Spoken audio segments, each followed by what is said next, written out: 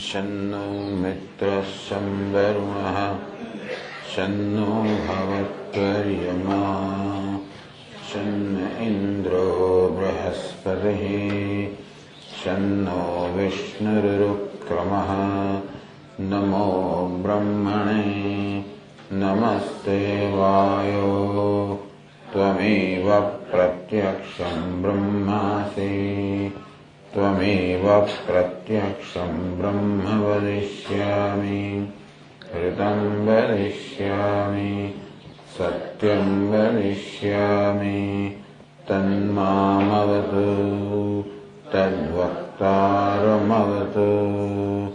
अवतु माम् अवतु वक्तारम् ॐ शान्ति शान्ति शान्तिः ॐ सहनावतु सहनौ भुनक्तु सह वीर्यं करवावहै तेजस्विनावधीतमस्तु मा विद्विषावहै ॐ शान्ति शान्ति ॐ पूर्णमदः पूर्णमिदं पूर्णात् पूर्णमुदच्यते पूर्णस्य पूर्णमादाय पूर्णमेवावशिष्यते ॐ शान्ति शान्ति शान्तिः श्रुतिस्मृतिपुराणानाम् आलयं करुणालयं नमामि भगवत्पादं शङ्करं लोकशङ्करं शङ्करं शङ्कराचार्यं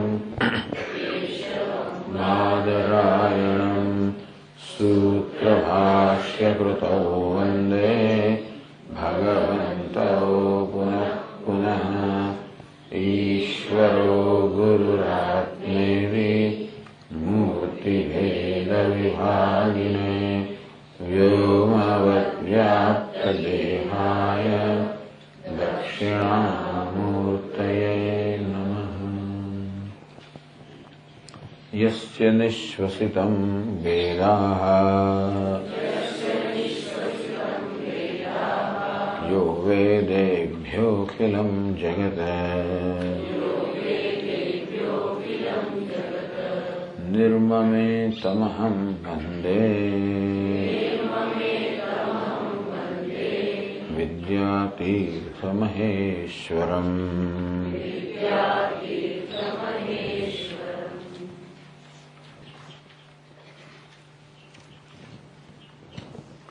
વાસનાની ચર્ચા ચાલી રહી છે. વાસના દ્વિવિધા પ્રોક્તા શુદ્ધા ચ મલિના તથા. વાસના બે પ્રકારની કહેવામાં આવી છે, શુદ્ધ વાસના અને મલિન વાસના. મલિના જન્મ હેતુ સ્યાત. આ મલિન વાસના છે એ પુનર્જન્મનું અર્થાત સંસારને ચાલુ રાખવાનું કારણ બને છે. શુદ્ધ જન્મ વિનાશિની શુદ્ધ વાસના છે એ પુનર્જન્મનો વિનાશ કરનારી અર્થાત સંસાર મુક્ત કરનારી બને છે. અજ્ઞાન સુધનાકારા ઘનાહંકારશાલિની. અજ્ઞાનને કારણે મલિન વાસના વધારે ઘન થતી જાય છે, નક્કર થતી જાય છે. ઘન અહંકારશાલિની, એને કારણે જેનો અહંકાર પણ વધારે ઘન કે નક્કર થતો જાય છે. ભ્રમ પરંપરા સર્જાતી જાય છે અને એ ભ્રમ પરંપરાથી સંચાલિત થયેલો મનુષ્ય જે કંઈ કરે છે બધું ખોટું જ કરે છે. અર્થાત જે ઈશ્વર છે, ધર્મ છે, સત્ય છે, કારણ કે કશામાં એની શ્રદ્ધા હોતી જ નથી, એના માટે એનાથી વિરુદ્ધનું જ વર્તન કરે છે. હવે આ બધા વિરુદ્ધનું વર્તન થવું એ તો તમોગુણનો સ્વભાવ જ છે. અને તેથી આપણે પ્રયત્નપૂર્વક એ તમોગુણને કાબૂમાં રાખીને ધર્મનું અર્થાત સત્યનું સત્વગુણને આધારિત વર્તન કરવું પડતું હોય છે. એનું નામ જ કર્તવ્ય, એનું નામ જ પુરુષાર્થ. તે પ્રકારનો પુરુષાર્થ કરવાની કોઈ ક્ષમતા આ તમોગુણી મનુષ્યમાં હોતી નથી. આમ સ્નાયુનું બળ ઘણું હોય, ભૌતિક બળ ઘણું હોય, આસુરી બળ ઘણું હોય, પછી આધ્યાત્મિક બળ જોઈએ. પોતાની વૃત્તિઓ પર કાબુમાં રાખીને પ્રયત્નપૂર્વક પોતાની જાતને સત્યના કે ધર્મના માર્ગ પર ચલાવવું, એ પણ જે બળ જોઈએ એવું બળ હોતું નથી. અજ્ઞાન સુઘનાકાર, અજ્ઞાનનો આકાર વધારે ઘન થતો જાય, અર્થાત આ પ્રકારનું બળ ક્ષીણ, વધુ વધુ ક્ષીણ થતું જાય. અને આધ્યાત્મિક બળ ક્ષીણ થાય એટલે આસુરી વૃત્તિઓ અને તો રાજ્ય એમને તો છૂટ મળી જાય. એટલે બધી આસુરી વૃત્તિઓનો અહંકાર છે વધુ વધુ ઘન બનતો જાય, અર્થાત પ્રબળ બનતો જાય. આ રીતે તાનહં દ્વિષતઃ ક્રૂરાન સંસારેષુ નરાધવાન ક્ષિપામિ અજસ્રમ અશુભાન આસુરીષ્વેવ યોનિષુ. ભગવાને કહ્યું કે આ પ્રકાર ક્રૂર લોકો જે સાધુઓના વિરોધી છે, જગતના વિરોધી છે. ક્ષયાય જગત અહિતાહ, જગતના શત્રુઓ, જગતના ક્ષય માટે જેને જન્મ્યા હોય અને ભગવાન કે મારે એમને નિયંત્રણમાં રાખવા જ પડે, તેથી એમનું નરકમાં ધકેલું છે, વારંવાર નરકમાં ધકેલું છું, જ્યાં છે એટલે એનું પતન જ થયા કરે છે. આ મલિના જન્મ હેતુ સ્યાત, આ મલિન વાસના છે એ જન્મ હેતુની પતનનું કારણ બને છે. શુદ્ધા જન્મ વિનાશિની, શુદ્ધ વાસના ઉન્નતિનું કારણ બને છે. નહીં કલ્યાણકૃત કશ્ચિત દુર્ગતિમ તાદ ગચ્છતિ. ભગવાન કે કલ્યાણકૃત જે જીવનમાં કલ્યાણનું આચરણ કરે છે, ધર્મનું આચરણ કરે છે, મૂલ્યોનું આચરણ કરે છે, જે ઈશ્વર ભેરું છે, ઈશ્વરને ધ્યાનમાં રાખીને જીવન જીવે છે. દુર્ગતિમ તાત ન ગચ્છતિ, હે તાત એની ક્યારેય દુર્ગતિ થતી નથી. પ્રાપ્ય પુણ્યકૃતાન લોકાન ઉષિત્વા શાશ્વતી સમાહ. જેવી એની મનસ્થિતિ, જો વૈરાગ્યનો થોડોક અભાવ હોય તો એનું જે કે રાગ છે પૂરો કરનારા લોકની પ્રાપ્તિ થાય અને પછી એની આધ્યાત્મિક ઉન્નતિ ચાલુ રહે. જો પહેલેથી વિરક્ત હોય તો એની પ્રકારના કુટુંબમાં જન્મ મળે જ્યાં એની ઉન્નતિ ચાલુ જ રહે. એટલે ભગવાને કહ્યું 6ઠ્ઠા અધ્યાયની અંદર કે આવા મનુષ્યની ઉન્નતિ ચાલુ જ રહે છે, એની ક્યારે પણ અવનતિ ના થાય, ક્યારે પતન ના થાય. એટલે શુદ્ધ વાસના જે છે એ જન્મ અર્થાત સંસારમાંથી મુક્ત કરનારી છે. આ બંને પ્રકારની વાસનાનું ભગવાન અહીંયા ગ્રંથકારે વર્ણન કર્યું અને કહ્યું કે શુદ્ધ વાસનાનો થઈ થયો કે સહસા આપણું વર્તન હોય. વાસના આપણને દૃષ્ટિ પ્રદાન કરે છે. મલિન વાસના એક પ્રકારની દૃષ્ટિ પ્રદાન કરે જે સહસા જન્મતી હોય. શુદ્ધ વાસના આપણને બીજી દૃષ્ટિ પ્રદાન કરે એ સહસા જન્મતી હોય. આ સહસા દૃષ્ટિ જન્મવાનું અર્થાત આપણા મનમાં એક ક્ષણમાં તરત જ મૂલ્યાંકન થઈ જાય. જે વસ્તુના સંપર્કમાં આપણે આવીએ એનું મૂલ્યાંકન તરત જ થઈ જાય. પૂર્વાપર વિચારનો અભાવ, પૂર્વ અને પરનો વિચાર કર્યા વગર જ સહસા ઇન્સ્ટન્ટલી સહસા નિર્ણય મનમાં થઈ જાય કે શું છે. એ નિર્ણયથી પછી વર્તન જન્મે. તો મલિન વાસના એક પ્રકારનો નિર્ણય જન્મ આવે જે નિર્ણય હિંસક હોય. ક્ષયાય જગત અહિતાહ, આ જગતનો અહિત કરવાનો નિર્ણય જન્મે મલિન વાસનામાંથી કોઈ ને કોઈ રીતે દ્વેષ જન્મે. એટલે અસત્યમ અપ્રતિષ્ઠમ તે જગત આહુ અનીશ્વરમ. એને સત્ય દેખાય નહીં, અસત્ય જ દેખાય, અધર્મ દેખાય કે ધર્મનો અભાવ, સત્યનો અભાવ, ઈશ્વરનો અભાવ એવું દેખાય. ટૂંકમાં વાસના એને સહસા આ પ્રકારનું દર્શન કરાવે છે.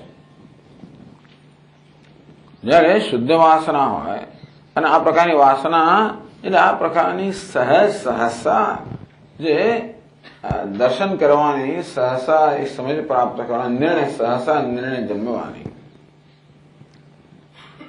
એ પ્રકારનો સ્વભાવ ક્યાંથી જન્મ્યો? દૃઢ વાસના એવા દૃઢ ભાવનાયા એવા પૂર્વમાં આ પ્રકારની ભાવના કરી હતી. ભાવના દીર્ઘકાળ સુધી નિરંતર કરવાને કારણે અત્યંત દૃઢ થઈ ગઈ છે. એટલે જેને મલિન વાસના કહેવામાં આવે એ પણ દૃઢ થઈ ગઈ છે. તેથી એ મલિન વાસના તીવ્ર માત્રામાં ધરાવનાર એટલે અજ્ઞાન પણ ઘના આકાર બની ગયો, અહંકાર પણ ઘના આકાર બની ગયો. તેથી આસુરી વૃત્તિઓને છૂટો દોર મળી ગયો છે એના મનમાં. એને કારણે એને જગતમાં આસુરી વૃત્તિઓ દેખાય એટલે અસત્યમ, અપ્રતિષ્ઠમ, એટલે ધર્મ નથી, સત્ય નથી એવું જ એને દેખાય. જગતનો અનુભવ થાય એટલે સહસા આ પ્રકારનો નિર્ણય જન્મે. એ નિર્ણયને કારણે એનામાંથી જે પ્રકારનો પ્રતિભાવ જન્મે, આસુરી પ્રતિભાવ જન્મે. શુદ્ધ વાસના દ્રઢ થઈ હોય, એ પ્રકારની ભાવના દ્રઢ થઈ હોય, એટલે કે પૂર્વમાં આ શ્રવણ મનન નિધિધ્યાસન કરવાને કારણે એટલે પ્રાથમિકસ્ય બોધસ્ય વિચારજન્યત્વે બી ભૂતકાળમાં જયારે પણ બોધ જન્મ્યો હોય ત્યારે તો વિચારના પરિણામે જન્મ્યો હોય, ત્યારે એ વાસના નથી, એ પુરુષાર્થ છે. શાસ્ત્રનું શ્રવણ કરવું, મનન કરવું, ધ્યાન કરવું, અને એ રીતે આ સત્યનું જે દર્શન છે, સર્વમ ખલુ ઇદમ બ્રહ્મ, કારણ કે આપણા સ્વભાવથી એ પ્રકારનું દર્શન થતું નથી. જે પ્રકારનો સ્વભાવ લઈને જન્મ્યા છે એમાં તો આપણે દ્વૈતનું દર્શન થાય છે. હા, સાત્વિકતાને કારણે આપણને અધર્મનું એવું દર્શન ના થાય.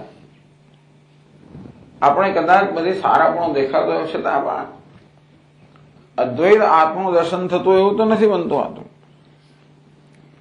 એટલે દ્વૈતના દર્શનની ભાવના અને વાસના તો દ્રઢ થયેલી છે. એટલે આપણું મન આપણને દ્વૈતની સત્યતા દેખાડ્યા કરે, એ પ્રકારનો નિર્ણય મનમાં આપોઆપ જ થયા કરે. ત્યાં શાસ્ત્રના શ્રવણથી, શાસ્ત્રમાં કહેવામાં આવે એકમેવા દ્વિતીયમ, તત્વ તો એક અદ્વિતીય છે.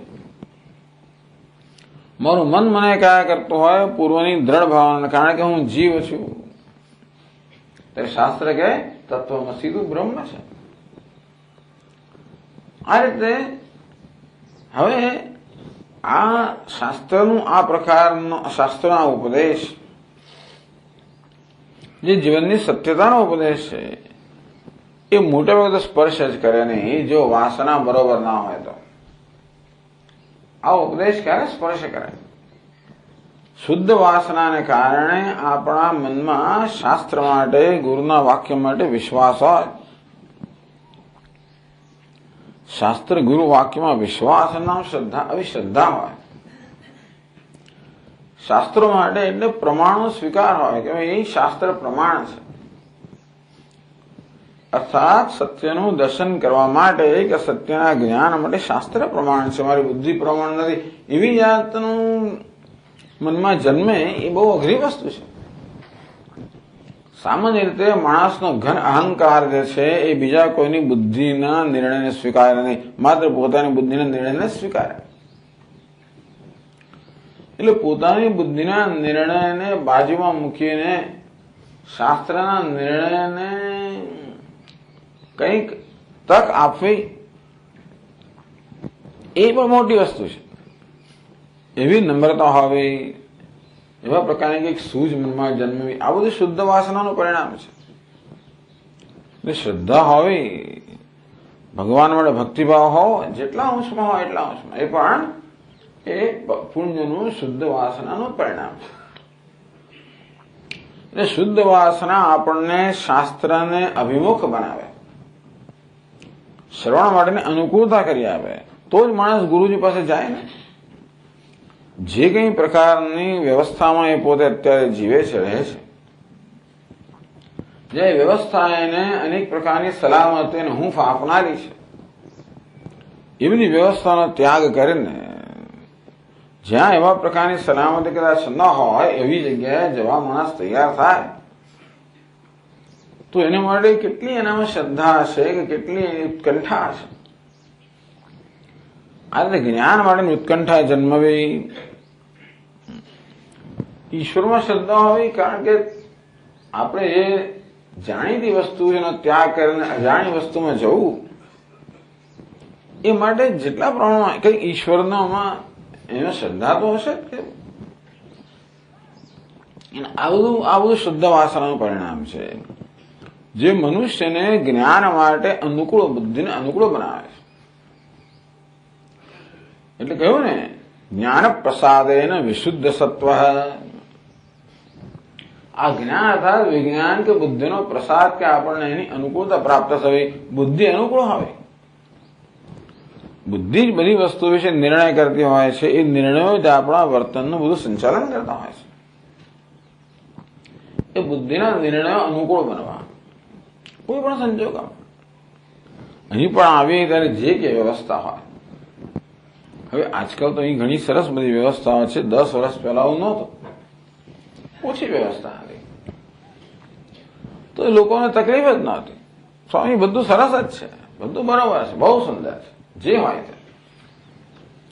એટલે બુદ્ધિ આ રીતે અનુકૂળ છે. એ વાતાવરણનો ધારો કે તિરસ્કાર કરે, એ પણ બુદ્ધિનો નિર્ણય છે ને, વસ્તુ તો છે એની જ છે.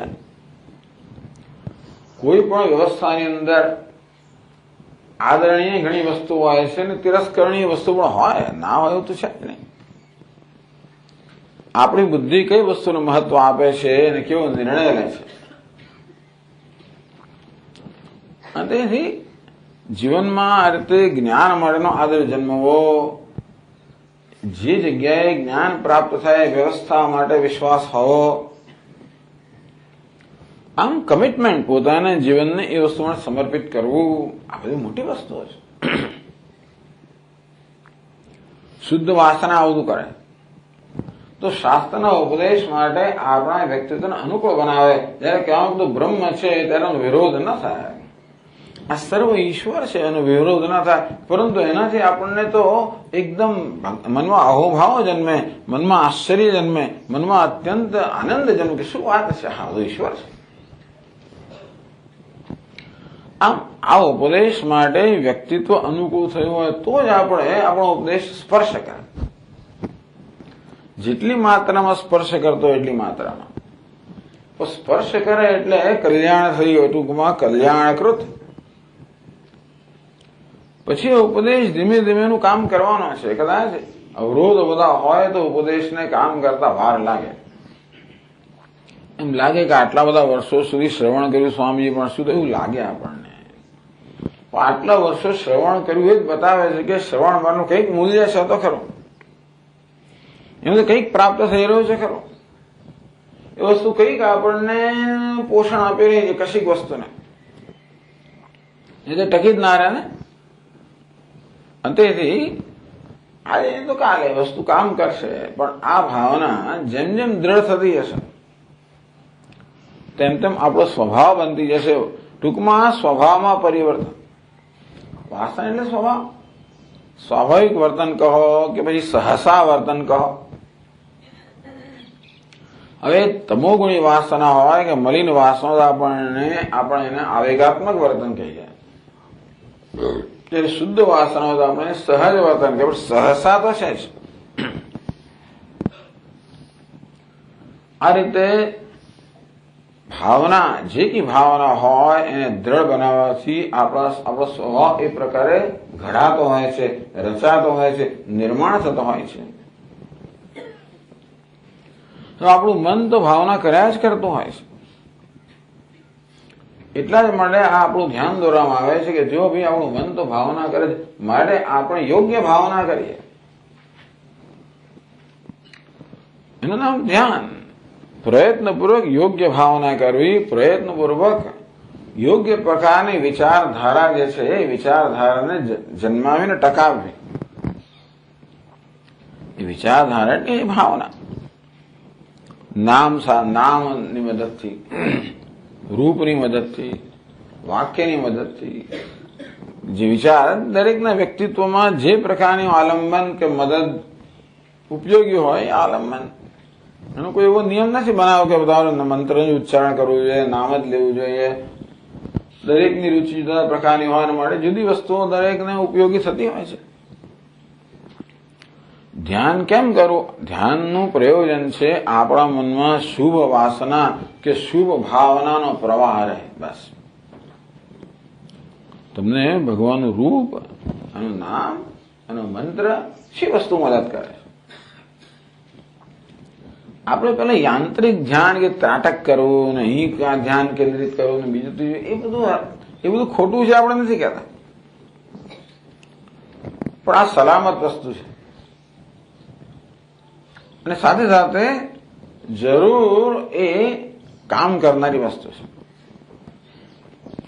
જે ધ્યાનમાં ઈશ્વર આવે, સત્ય આવે ને, ટૂંકમાં ઈશ્વર કહો કે શિવોહમ, સત્ય એ આત્મા વિશેનું સત્ય છે ને. સોહમ કે શિવોહમ કે વાસુદેવ સર્વ વાસુદેવ છે, એવું વાક્ય તમને ગમતું, એને લઈને ધારો કે તમે ધ્યાન એટલે એ પ્રકારની ભાવના જાળવતા હો, તો આ જીવનની સત્યતાના આધારિત ધ્યાન છે. એ હોવાને કારણે we can never go wrong, એમાં આપણે ક્યારેય ખોટા ન પડીએ.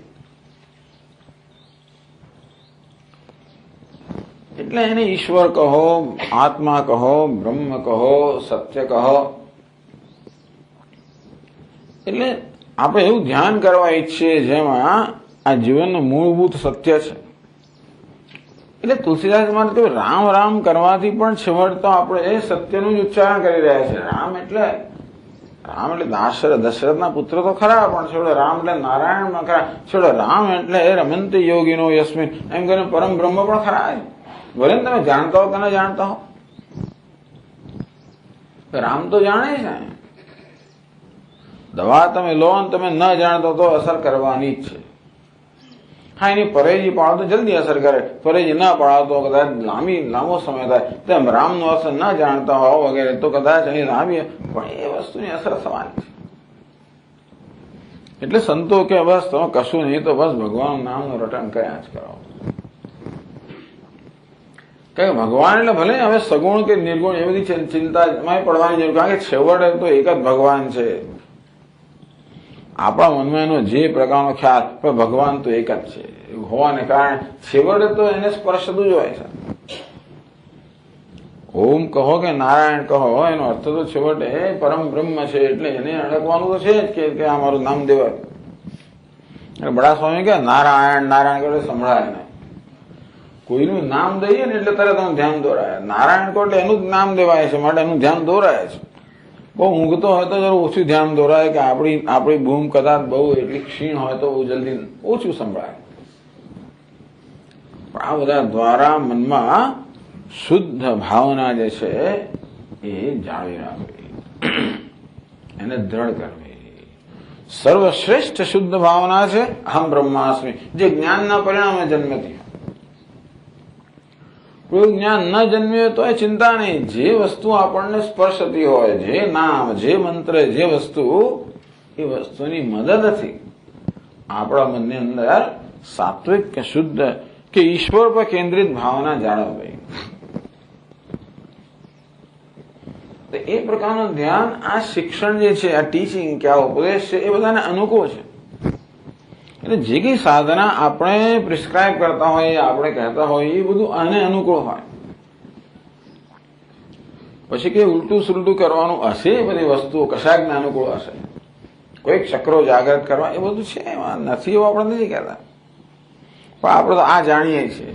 તેથી આ વસ્તુ સલામત છે, કારણ કે એ સત્યને અનુરૂપ છે. ભગવાનને બાકી જે કરવો એ ભગવાનને કરવા દો, અને ચક્રો જાગૃત તો કરવા દો, કુંડલી જાગૃત કરવી છે તો કરવા દો, અને નથી કરવી તો ના કરવા દો. આપણે તો એને ઓળખેલા છીએ, તેથી તારે જે કરવો એ કર. આવી જરૂર હોય તો કર, અને ના જો એટલે બીજા કશા નિયમ છે નહીં. ભગવાન એક નિયમ છે, ભગવાનનું જ્ઞાન એ નિયમ છે. બાકીની બધી વસ્તુ ઉપાધિના સ્તર પર છે, માટે એ દરેક વ્યક્તિ માટે જુદું હોઈ શકે. એટલે એ સ્તરમાં બીજાનું અનુકરણ કરવા કરતા આમાં અનુકરણ કરવું એટલે સેફ. આમાં આપણે સલામત છીએ. આપણા જીવનમાં જેટલે અંશે ઈશ્વર આવે એટલે અંશે આપણે સત્યની વધુ ને વધુ નજીક છે. ઈશ્વરની જીવનમાં લાવવાનો પહેલો માર્ગ કયો? કર્મયોગ. એટલે કે ભગવાન યાદ કરતા કરતા કામ કરો અને ફળ મળે ત્યારે ભગવાન યાદ કરે ને એના પ્રસાદ તરીકે સ્વીકારો એટલે ઈશ્વર આવ્યો. ધીમે ધીમે ભગવાનના હાથમાં નિમિત્ત બનો, ભગવાનને કામ કરવા દો. એમ કરતા કરતા કામ કરવાની જરૂર તો ભગવાનનું પહેલા કર્મ દ્વારા અનુસંધાન થતું હતું. હવે એનું અનુસંધાન તમે જપ દ્વારા, ઉપાસના દ્વારા કરો. જરા સૂક્ષ્મ અનુસંધાન એ થયું, ચાલો હવે એના વેદાંત દ્વારા એથી સૂક્ષ્મ અનુસંધાનના પ્રકાર જ બદલાય છે. ઈશ્વરનું અનુસંધાન તો બધામાં હોય, એ સિવાય તો કોઈ આધ્યાત્મિક જીવન જ નથી. આધ્યાત્મિક જીવન એટલે ઈશ્વરનું કે આત્માનું અનુસંધાન હોય જ. માત્ર વધારે સૂક્ષ્મ થતું જાય, વધારે ગહન ગાઢ થતું જાય, પેલું વધારે ઘન થતું જાય. પેલે આને ઘન બનાવવો. કર્મયોગ દ્વારા ઈશ્વરનું અનુસંધાન.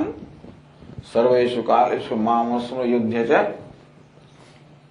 ઉપાસના દ્વારા અનુસંધાન અને શાસ્ત્રના શ્રવણ દ્વારા અનુસંધાન, નિધિધ્યાસન દ્વારા અનુસંધાન. આ પ્રકારે અનુસંધાન છે બધું સૂક્ષ્મ થતું જાય. એટલા જ માટે આ પ્રત્યેક પગથિયાની જરૂર છે. સાથે કોઈ જગ્યા પર અટકી પડતા નથી. એમ જ કેવું કે બધા કર્મયોગથી જ બધું પ્રાપ્ત થાય એવું કોઈ આગ્રહ રાખવાની જરૂર નથી. અનુસંધાનથી ભગવાન પ્રાપ્ત થાય. કર્મયોગ બધા સાધનો છે, બધા નિમિત્ત છે. ધ્યાન કો જે કો બધું નિમિત્ત. વસ્તુ શું છે? ઈશ્વરનું અનુસંધાન. એમાં ઈશ્વરનું પોતાના કરતા જુદું અનુસંધાન કરતા ઈશ્વરનું આત્મનું અનુસંધાન શ્રેષ્ઠ છે. એનો સમય આવે ત્યારે આપણે એ કરી શકીએ ત્યારે એ કરવાનું. ભેદભાવના સોમિત્ય સૌ ભાવના ભેદા પાવની મતા. તો ભેદભાવનાથી અનુસંધાન કરવા કરતા સોહમ એ અનુસંધાન શ્રેષ્ઠ છે. પણ એટલે બધા અનુસંધાન છે પણ એમાં પરિણમે એમના વેદાંત. વેદાંત ક્યારે આવે? ઈશ્વરનું આત્મરૂપ અનુસંધાન એટલે જ વેદાંત. અદ્વૈત વેદાંતનો અર્થ એ થાય. એની પહેલાની બધી વાસ્તવ તૈયારીઓ છે. તૈયારીનું કોઈ ઓછું મહત્વ નથી, પરંતુ એટલે આ રીતે અનુસંધાનનો પ્રકાર, એની સૂક્ષ્મતા, એની ઘનતા બદલાતી જાય. દૃઢ ભાવનાયા પૂર્વ પર અવિચારણ. દૃઢ ભાવના થવાને કારણે છેવટે એ સ્વભાવ જ બની જાય. એટલે ગ્રંથકાર કહે છે કે એ શુદ્ધ વાસના જે છે, સહસા એને જે પ્રકારની ભાવના કર્યો, સર્વ વાસુદેવ છે, ઇદમ અહમ ચ સર્વમ જનાર્દન, બધું જનાર્દન જ છે. એની દ્રઢ ભાવના કરવાને કારણે એ એની દ્રષ્ટિ બની ગઈ છે. એટલે ભલે પ્રારંભમાં વિચારની આવશ્યકતા હોય, પછી તો એ સહજ બની જાય, સ્વભાવ બની જાય. હવે આગળ ચર્ચા કરે છે 56મા પાના પર, 65મા પાના પર ગુજરાતીમાં. મલિના ચ વાસના ત્રિવિધા લોકવાસના શાસ્ત્ર વાસના દેહ વાસના ચેતી. મલિન વાસનાની ચર્ચા કરે છે. મલિન વાસનાની મુખ્યત્વે ચર્ચા છે અત્યારે. પછી શુદ્ધ વાસનાની વિગતવાર, પણ અત્યારે મલિન વાસ વચ્ચે શુદ્ધ વાસના પણ જણાવી દીધી. મલિન વાસના છે, મલિના ચ વાસના ત્રિવિધા. હવે વાસનાને સમજવા માટે તેથી આ મલિન વાસનાને પણ 3 પ્રકાર પાડ્યા. એ છોડમાં ક્યાં લોકવાસનયા શું છે? લોકવાસનયા છે, શાસ્ત્ર વાસનયા તથા દેહ વાસનયા. આ 3 પ્રકારની વાસનાઓ જે છે એ અવરોધ અહીંયા કહેવામાં આવ્યું કે આ મલિન વાસના જે છે એ પણ 3 પ્રકારની છે. લોક વાસના, શાસ્ત્ર વાસના, દેહ વાસના. લોક વાસના, શાસ્ત્ર, આ બધું આપણે જાણવું જોઈએ. એટલે ટૂંકમાં પછી વારંવાર એટલે આટલું આપણું મગજની અંદર હોવું જોઈએ. વાસના કેટલા પ્રકારની છે? 2 પ્રકારની, મલિન અને શુદ્ધ. મલિન વાસના કેટલા પ્રકારની છે? વળી 3 પ્રકારની. કઈ છે? લોક વાસના, શાસ્ત્ર વાસના, દેહ વાસના. હવે લોક વાસના સમજાવે. સર્વે જનાઃ યથા મામ ન નિંદન્તે યથા વાસ્તુવન્તે તથૈવ સર્વદા આચરિષ્યામિ ઇતિ અભિનિવેશઃ લોકવાસના. અભિનિવેશ આ પ્રકારની તીવ્ર આસક્તિ. અભિનિવેશ એટલે તીવ્ર આસક્તિ. અભિનિવેશ એટલે ભક્તિ પણ કહેવામાં આવે, પણ અભિન આસક્તિ તીવ્ર આસક્તિ. તીવ્ર આસક્તિ એટલે આપણું મન એ ચેજ ખાંચામાં એ નીકમાં વયા કરે. તો સતત આ પ્રકારની મનમાં આવી જાતની વૃત્તિ રહ્યા કરે. સર્વે જનાઃ યથામાં તો તથૈવ સર્વદા આચરિષ્યામિ, એ પ્રકારનું આચરણ કરીશ. કયા પ્રકારનું આચરણ કરીશ? સર્વે જનાઃ યથા મામ ન નિંદંતિ, જેથી કોઈ પણ મારી નિંદા ના કરે. સર્વે જના, કોઈ પણ વ્યક્તિ મારી નિંદા ના કરે. યથાવા સ્તુવંતે, એટલું જ નહીં પરંતુ કોઈ મારી નિંદા તો ન જ કરે, પરંતુ કદાચ મારી સ્તુતિ કરે. આ પ્રકારનો અભિનિવેશ, આ પ્રકારની આસક્તિ કે નિંદાને સહન ન કરી શકું અને માત્ર મારી સ્તુતિ જ થાય. તથૈવ સર્વદા આચરિષ્યામિ, એ પ્રકારે જ હંમેશા હું આચરણ કરીશ. ઇતિ અભિનિવેશ. આ પ્રકારની તીવ્ર આસક્તિને લોકવાસના કહેવામાં આવે. આવું કેમ હશે? બધામાં હોય જ છે. આમાં કોઈ અપવાદરૂપ નથી, પણ છતાં એની માત્રાઓ હોય છે. એટલે જેટલા પ્રમાણમાં આપણામાં આ પ્રકારની જરૂરિયાત છે, માણસને જરૂરિયાત છે. શું જરૂરિયાત છે? કે બીજા મારી સ્તુતિ કરે, બીજા મારું સન્માન કરે, બીજા મારો સ્વીકાર કરે, બીજા મારો આદર કરે. જરૂરિયાત છે. એવું કરવાથી મને સારું લાગે, મને આનંદ થાય. કેમ આનંદ થાય? બીજા જયારે મને માન આપે, બીજા મારી સ્તુતિ કરે, બીજા મારો આદર કરે, ત્યારે મને એમ લાગે કે હું આદરણીય છું. મારી દ્રષ્ટિમાં હું આદરણીય નથી. અને જેટલે હું છું, માણસની આ ગ્રંથિ તીવ્ર હોય કે વ્યક્તિ પોતાનો આદર ન કરતી હોય, વ્યક્તિને પોતાના માટે હીનતાની ભાવના હોય, જે બધાને હોય છે ઓછી વત્તી માત્રામાં, પણ એ ભાવના જરા વધારે તીવ્ર હોય, તો પછી બીજાનો આદર કે સન્માન પ્રાપ્ત કરવાની જરૂરિયાત પણ એટલી જ તીવ્ર બને જેટલે અંશે મારામાં મારા પ્રત્યે હીનતાની ભાવના હોય. જેટલે અંશે હું મારો પોતાનો આદર ન કરતો હોઉં, એટલે અંશે બીજાનો આદર પ્રાપ્ત કરવાની જરૂરિયાત બની જાય છે. નહીતર તો બહુ સ્ટ્રેસ, અસ્વસ્થ બની જવું અને માણસ ગાળો થઈ જાય. કારણ કે સતત પોતાનો અસ્વીકાર, એ પ્રકારની વૃત્તિનો પ્રવાહ વહ્યા જ કરતો હોય અંદર. એમાંથી માણસ સેડ, એટલે કે માણસ વિષાદગ્રસ્ત થઈ જાય. એમાંથી ડિપ્રેશન. આ બધું જે ડિપ્રેશન એટલે શું કહે છે ગુજરાતીની અંદર, પણ જે કહેતા હોય, હા, હતાશા, નાસીપાસતા, હતાશા. પણ ડિપ્રેશન લોકો વધારે સમજે હતાશા કરતા. એ શેનું પરિણામ છે? એક પ્રકારની નકારાત્મક વિચારધારાનું પરિણામ છે. આપણા મનમાં જે કઈ શોક, વિષાદ, દુઃખ આ બધું જન્મે છે, એ કોઈને કોઈ પ્રકારની નકારાત્મક વિચારધારા, એક બે વિચાર નહીં, માત્ર એકાદ વિચાર પોતાનો અનાદર આવે ને જતો તો વાંધો નહીં. એ જ વિચાર ચાલુ જ રહે, ચાલુ જ રહે. તો છેવટે આપણે જોયું આગળ તે પ્રકારે કોઈ વિચારની એટલે ભાવના ચાલુ રહે તો એ ઘન બનતી જાય, એ નક્કર બનતી જાય, પ્રબળ બનતી જાય અને છેવટે મારા વ્યક્તિત્વનું સંચાલન કરે, મને એની સાથે ઘસડી જાય. તો તે રીતે આત્માનો અસ્વીકાર, પોતાનો અસ્વીકાર કે પોતાનો અનાદર, એથી વધીને પોતાનો તિરસ્કાર. આ પ્રકારના વિચારો ચાલો તો પહેલા એ મને દુઃખી કરે, પછી મને મારામાં શોક જન્માવે, વિષાદ જન્માવે, હતાશા જન્માવે.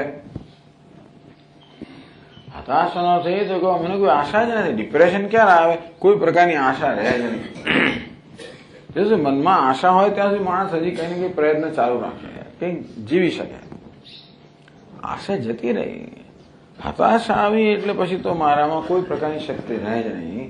એ માનસિક શક્તિ જતી રહી એટલે માણસ ડિપ્રેસ થઈ ગયો. જાત જાતની વસ્તુ થાય પછી. પણ ટૂંકમાં આપણું બધું દુઃખ, બધો શોક, બધો વિષાદ પોતાની જાતના અસ્વીકારમાંથી જન્મતો હોય છે. હવે પોતાનો અસ્વીકાર કરવો એ પણ સ્વાભાવિક જ છે. અજ્ઞાનને કારણે આપણે પોતાની જાતને અધૂરા કે ઉમણા માનતા હોઈએ એટલે પોતાના વિશે સંતોષ ન જ હોય. આમ આત્મા વિશેનો, પોતાના વિશેનો અસંતોષ. એટલા જ માટે કશુંક ને કશું આપણે કરીએ જેને કારણે મને કોઈક રીતે મારા વિશે સંતોષ જન્મે કે ચાલો ભાઈ, એટલે કોઈ ધનવાન બનવા ઈચ્છે, કોઈ પ્રતિષ્ઠાવાન બનવા ઈચ્છે, કોઈ સત્તાશાળી બનવા ઈચ્છે વગેરે વગેરે. જે વસ્તુનું સંતોષનું સાધન જોતો હોઉં એ વસ્તુ હું કરવા ઈચ્છું, જેથી મને કોઈક રીતે મારા વિશે માન જન્મે કે હું કંઈક છું. હમ ભી કુછ કમ નહીં એવું એક હતું ને પેલા. હું કઈ કમ નથી. એ પ્રકારની પોતાના વિશે અભિપ્રાય હોવાની બહુ જરૂર છે. એમાં બીજા જયારે મારો આદર કરે, બીજા મારી સ્તુતિ કરે ત્યારે મારા અહંકારને અત્યંત પોષણ મળતું હોય છે. ઈગો ગ્રેટિફિકેશન, ઈગો સેટિસ્ફેક્શન, અહંકારને પોષણ. તેથી તે વખતે મને એમ લાગે બીજો મારા વિશે સારો અભિપ્રાય વ્યક્ત કરે એટલે મને મારા વિશે આશ્વાસન મળે કે હું આદરણીય છું, હું સ્વીકાર્ય છું. એક ક્ષણે મને મારા વિશે સંતોષ કે આદર જન્મે એટલે પેલી નકારાત્મક વિચારધારા છે મુક્ત થઈને કેટલોક સમય માટે મારામાં આવી અનુકૂળ કે વિધેયાત્મક કે હકારાત્મક વિચારધારા જન્મે મને ખુશી થાય. એ માણસનો અહંકાર જેટલો તીવ્ર હોય એટલી આ બધી ગ્રંથિઓ વધારે તીવ્ર હોય, એટલે આ જરૂરિયાતો વધારે તીવ્ર હોય. અને સાથે અન્ય મારી નિંદા કરે કે અનાદર કરે એટલે તરત જે મારી વિચારધારા ચાલે છે કે હું તો આદરણીય નથી, એને વધારે પુષ્ટિ મળે અને તેથી હું વધારે ડિપ્રેશનમાં જ જતો રહું. એટલે લોકોની સ્તુતિ નિંદા બહુ મહત્વના છે. આ રીતે મહત્વના છે કારણ કે બધામાં ઓછે વચ્ચે અંશે અહંકાર હોવાનો. જેટલો અહંકાર તીવ્ર એટલો આત્માનો અસ્વીકાર તીવ્ર, એટલી જરૂરિયાત તીવ્ર. ભલે ને બહારથી બહુ આક્રમક હોય માણસ, પણ અંદરથી તો બહુ મુશ્કેલી વાળું હોય છે. બહારનું આક્રમણ અંદરની તીવ્ર જરૂરિયાત જ બતાવે છે. આક્રમક ક્યારે બનવું? જયારે મારી જરૂરિયાત સીધી પૂરી ના થાય ત્યારે આક્રમણ કરીને બીજા પાસે મારી મસળે મારી જરૂરિયાત પૂરી કરાવો, એટલે આક્રમણ. આ રીતે સર્વે જના યથા મામ નિંદંતી. કોઈ મારી નિંદા ન કરે કે નિંદા કરે ત્યારે હું હતાશ બની જાઉં છું. યથાવા સ્તુવંતી, નિંદા તો ન જ કરે પણ મારી સ્તુતિ કરે તો હું આદરણીય છું, સ્તુત્ય છું એવું મને લાગે, તો મારા વિશે મને સંતોષ જન્મે અને તો હું સુખી થઉં. આમ આ લોક વાસના છે ને એ અહંકારના સ્તર પર સૌથી વધારે છે. આપણા જે વ્યક્તિત્વના સ્તર છે, લાગણીનું સ્તર, બુદ્ધિનું સ્તર, અહંકારનું સ્તર, એમાં લોક વાસના છે એ અહંકારના સ્તર પર છે. જેટલો તીવ્ર અહંકાર એટલી લોક વાસના તીવ્ર. આ ગ્રંથકારે લોક વાસનાની આ પ્રકારની વ્યાખ્યા કરી છે. આમ તો લોક વાસના એટલે સ્વર્ગ વગેરે લોકની વાસના એવું સામાન્ય અર્થ થાય. લોક શબ્દનો અર્થ આ પૃથ્વી કરતા ઊંચા લોક, પિતૃલોક, સ્વર્ગલોક, આગળના લોક, એની તીવ્ર વાસના અને લોક વાસના કહેવાય. પણ આજે વ્યાખ્યા કરીએ બહુ બુદ્ધિપૂર્વકની વ્યાખ્યા કરી, બહુ પ્રેક્ટિકલ વ્યાખ્યા કરી કે કારણ કે આપણા વ્યક્તિત્વના ભિન્ન ભિન્ન સ્તર છે, તેથી આપણા ભિન્ન ભિન્ન જરૂરિયાતો છે. વ્યક્તિત્વના પ્રત્યેક સ્તરની જરૂરિયાત હોય છે. એમાં આ જરૂરિયાત અહંકારની જરૂરિયાત, કે બધા મારી સ્તુતિ કરે તો જ હું સુખી થવું, કોઈ મારી નિંદા ના કરે. કોઈ નિંદા કરે તરત મારા વિશે મને શંકા જન્મે, કે આમે વહેમ તો છે જ મને. પેલો બ્રાહ્મણ આમ તો બકરીના બચ્ચાને લઈને જઈ રહ્યો છે ખભા પર મૂકીને, હવે 3 શર્ટ નક્કી કર્યું કે આને આપણે પડાવી લઈએ એની પાસે. એટલે પહેલો આવીને કે કેમ છે બ્રહ્મદેવ? હા બસ બહુ સરસ. શું છે આજે કૂતરાના બચ્ચાને કેમ લઈ જઈ રહ્યા છે? શાનું કૂતરાનું? ક્યાં છે? આ તમારા ખભા પર શું છે? બકરીનું બચ્ચું છે. કૂતરાનું બચ્ચું ક્યાં છે? મને તો ભાઈ કૂતરાનું બચ્ચું દેખાય છે એમ કરીને પેલો જતો રહ્યો. એટલે શંકાનો બીજ એને રોપ્યું. જોયા કરે શું છે, બકરી દેખાય મને તો ભાઈ. જયારે આગળ બીજો દુષ્ટ માણસ, બીજો શઠ માણસ આવ્યો. એને પણ કેમ છો બ્રહ્મદેવ? અરે તમે કૂતરાને અડકો? મને કૂતરાને અડકાય જ નહીં, અડકો નાવો પડે. હું ક્યાં કૂતરાને અડકું છું? આ શું છે તમારા ખભામાં? શંકાનો બીજ વધારે પ્રબળ છે. અને ત્રીજા આવીને વાત કરે તો પછી એને ફેંકી જ દીધું. આમે મને મારા વિશે શંકા હોય જ છે. પેલો મને કહે કે તું અક્કલ વગરનો છું, બીજો આવે કે અક્કલ વગરનો છું, અને ત્રીજો કે એટલે પતી જ ગયો. હું તો માનવા તૈયાર જ છું. મારા વિશે આ બધું ખરાબ વસ્તુ માનવા તૈયાર છું. એ તો જોજો. બીજાને આપણે જેટલી શંકાનો લાભ આપીએ છીએ ને એટલો લાભ પોતાની જાતને નથી આપતા. મારા વિશે બધી દુષ્ટ વસ્તુ માનવા તૈયાર અંદરથી, બહારથી ભલે હું સ્વીકાર ના કરતો, પણ અંદરથી મારા વિશ્વાસને તરત ડગાવી દેવામાં આવે મારી નિંદા કરવા દ્વારા. તેથી આ લોક વાસના એટલે આ પ્રકારની અહંકારની તીવ્ર જરૂરિયાત, કે કોઈ મારી નિંદા ના કરે અને બધા મારી સ્તુતિ કરે. તથૈવ સર્વદા, એને માટે કેટલું પ્રેશર, સ્ટ્રેસ કેટલું બધું. તથૈવ સર્વદા આચરિષ્યામિ, એ પ્રકારે હંમેશા આચરણ કરીશ. હવે એવું આચરણ કરવા માટે તો સતત લોકોથી આપણે સભાન રહેવું જ પડે ને. કોને શું ગમે છે, પેલાને શું ગમે છે. હવે લોકો તો 1000 જાતના હોય અને દરેકની ગમાણ જુદા જુદા હોય, અને તેથી કોઈ મારાથી નાખુશ ના થાય તો મને નિંદા કરી દેશે. મારે ખુશ જ રહેવા જોઈએ તો જ મારી સ્તુતિ કરશે. એટલે એ દરેકની જરૂરિયાતો જોઈને બધાને ખુશ રાખવા માટે હું તો ગાંડો જ થઈ જાઉં. માણસ ગાંડો થઈ જતો હોય. આને લોક વાસના કહેવામાં આવી. તો ગ્રંથ આગળ કહે છે તસ્યાશ્ચ સંપાદયિતુમ અશક્યત્વાત મલિનત્વમ. આ પ્રકારની જરૂરિયાત કોઈ દિવસ સંપાદિત થાય જ નહીં. કોઈ માટે શક્ય નથી કે બધા લોકો ખુશ રહે અને કોઈ ના ખુશ થાય જ નહીં. અશક્ય છે. એવું કેમ કહો છો? તો દૃષ્ટાંત આપે. તથા હિ કોન્વસ્મિન સાંપ્રતમ લોકે ગુણવાન કશ્ચ વીર્યવાન ઇત્યાદિના બહુધા વાલ્મીકિઃ પપ્રચ્છ ઇક્ષ્વાકુ પ્રભવો રામઃ ઇક્ષ્વાકુ વંશ પ્રભવઃ રામો નામ જનૈઃ શ્રુતઃ ઇત્યાદિના પ્રત્યુત્તરમ નારદો દદૌ.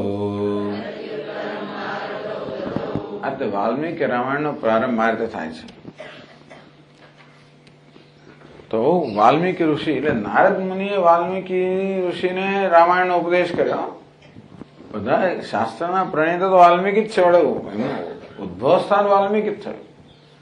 વાલ્મીકીજીએ નારદજી નારદજીએ જ વાલ્મીકીને રામાયણનો ઉપદેશ કર્યો, નારદજીએ જ વ્યાસને પણ ભાગવતનો ઉપદેશ કર્યો. એટલે સંવાદથી રામાયણનો પ્રારંભ થાય છે. કોન્વસ્મિન સાંપ્રતમ લોકે ગુણવાન કશ્ચ વીર્યવાન. સાંપ્રતમ આ કાળની અંદર કોન્વસ્મિન લોકે ગુણવાન. તો વાલ્મીકી નારદજીને પૂછે કે આ સમય આ સંસારમાં ગુણવાન, વીર્યવાન, ધર્મજ્ઞશ્ચ કૃતજ્ઞશ્ચ, સત્યવાક્યો દૃઢવ્રત. આ શરૂઆતના 10 શ્લોક તો લોકો મોઢે કરી નાખે છે. બહુ સુંદર શ્લોકો છે.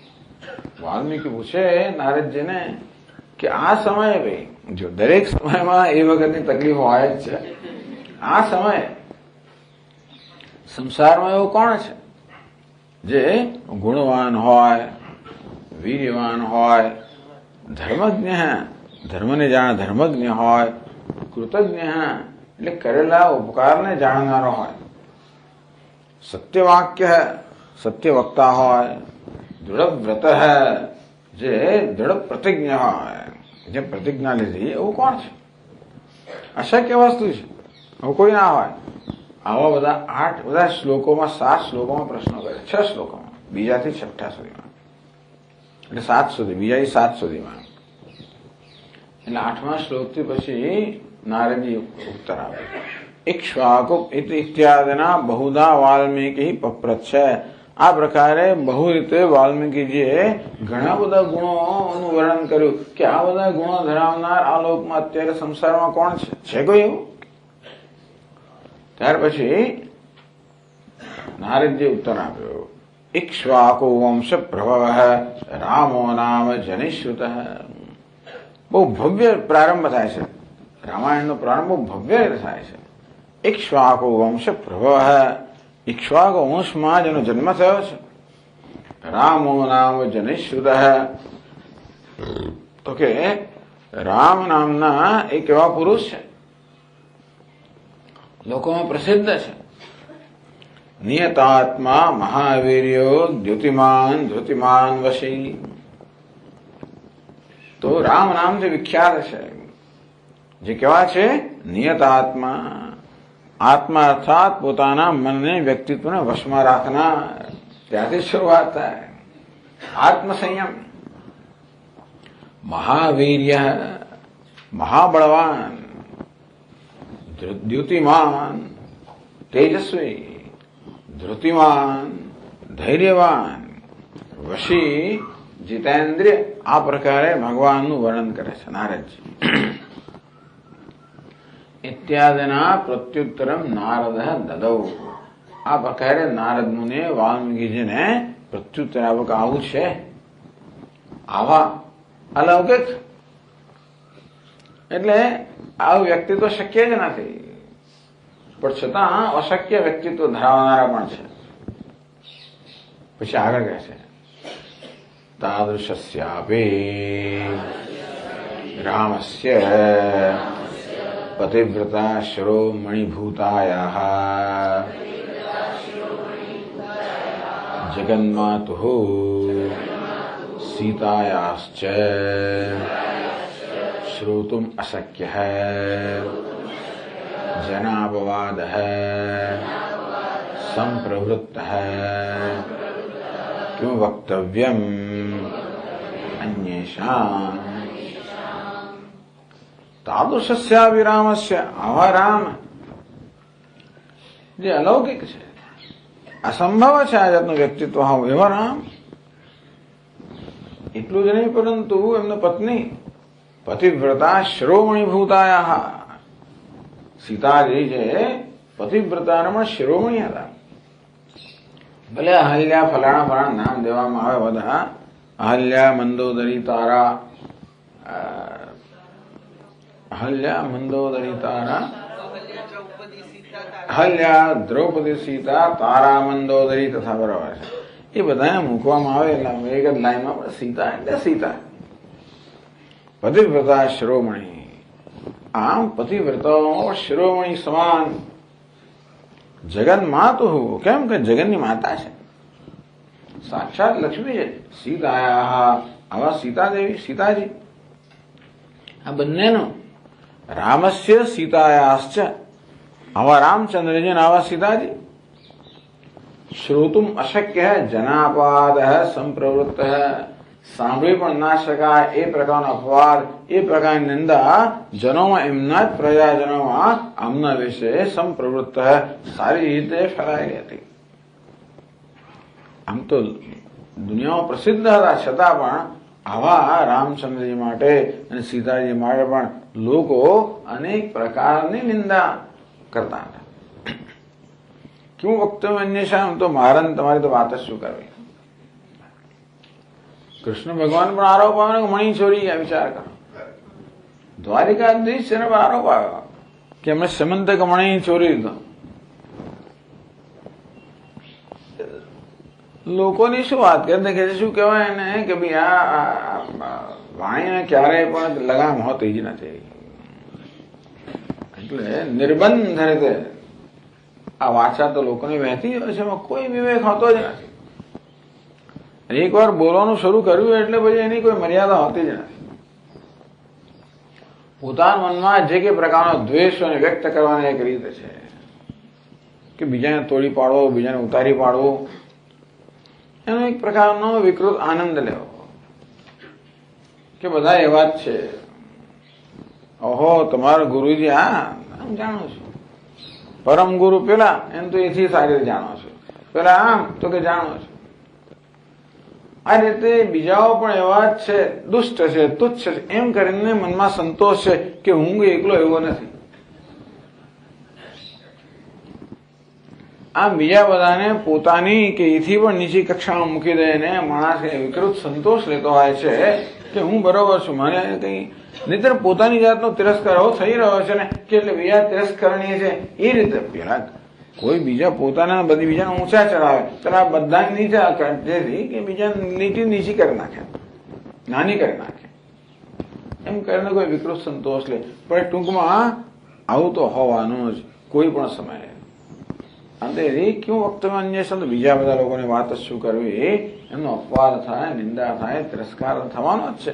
અંતે આ પ્રકારની જરૂરિયાત કે કોઈ મારી નિંદા ન કરે અને બધા મારી સ્તુતિ કરે આ શક્ય અનુષ્ઠાન છે. એટલા માટે તામસી કહ્યું તસ્યાસ સંપાદયિતુમ અશક્યત્વાત મલિનત્વમ. આ પ્રકારની જે જરૂરિયાત છે કે આ પ્રકારની વાસના નો ક્યારે સંતોષ ના શકાય, માટે વાસનાને મલિન વાસના કહેવામાં આવે. પછી આગળ કહે છે, જો આ 700 વર્ષ પહેલાની વાત છે. તથા હિ દેશ વિશેષેણ પરસ્પરમ નિંદા બાહુલ્યમ ઉપલભ્યતે. તથા ચ દેશ વિશેષેણ. આ દેશ એટલે માણસો જુદા દેશમાંથી સ્થળથી આવતા હોય, જુદી ભાષા બોલતા હોય, જુદા ધર્મનું પાલન કરતા હોય, જુદી વેશભૂષા ધરાવતા હોય, જુદા પ્રકારનો સ્વભાવ ધરાવતા હોય, જુદા પ્રકારના સંસ્કાર ધરાવતા હોય, હોવાનું. હિન્દુસ્તાનમાં તો કેટલા રાજ્યો છે, દરેક રાજ્ય જુદા દેશ જેવો જ છે ને. ગુજરાતીની વિશેષતા હોય ને મરાઠીની જુદી વિશેષતા હોય, તો મારવાડીની ત્રીજી વિશેષતા હોય, બિહારીની ચોથી વિશેષતા હોય, ઓરિયાની પાંચમી વિશેષતા હોય, તો બંગાળીની વળી જુદી વિશેષતા હોય, અને પછી તેલુગુ પેલી બાજુ આવે ને આ બાજુ તો કેરળ ને બધા, દરેકની વિશેષતા બધું જુદું જુદું હોય. દેશ વિશેષણ પરસ્પર નિંદામાં થાય છે શું કે બીજા વિશેષતાની કદર કરવાને બદલે બીજા પોતાના કરતા જુદા છે માટે નિંદનીય છે. પરસ્પરમ નિંદા બાહુલ્યમ ઉપલભ્યતે. આપણે જોઈએ છે હિન્દુસ્તાનમાં તે વખત હશે, દેશ તો હતા બધા, વિજયનગરનું એક રાજ્ય ને પેલું બીજું રાજ્ય ને ત્રીજું રાજ્ય, એ પ્રકારના રાજ્ય. પરસ્પરમ નિંદા બાહુલ્યમ. આ પરસ્પરની બહુ નિંદા કરવી એ આપણે આપણો અનુભવનો વાત છે. એટલે દ્રષ્ટાંત આપે છે. દાક્ષિણાત્યૈ વિપ્રૈ ઉત્તરાહ વેદવિદઃ